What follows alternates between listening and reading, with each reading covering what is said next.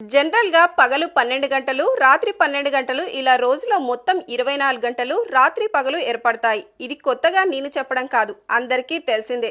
కానీ ఈ డిసెంబర్ నెలలో ఓ రోజు మాత్రం ఏకంగా 16 గంటలు రాత్రి ఉండనుందంట. అంటే అదనంగా 8 గంటలు రాత్రి సమయం ఉండనుంది.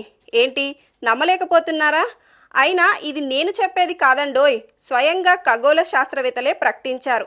ఈ నెల 21న దాదాపు 16 గంటల పాటు రాత్రి సమయం, మిగిలిన 8 గంటల పాటు పగలు ఉండనుందని శాస్త్రవేత్తలు తెలిపారు.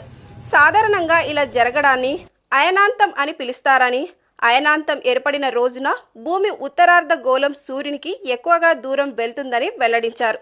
ఆ సమయంలో చంద్రకాంతి భూమిపై చాలా సమయం ఉంటుంది. ఇది శీతాకాలంలో ఏర్పడుతున్నందున దీనిని శీతాకాలపు అయనాంతం అని అంటారని ఖగోళ శాస్త్రవేత్తలు చెబుతున్నారు. మొత్తానికి ఈ 21న జరగబోయేది అరుదైన ఘటన అని చెప్పవచ్చు.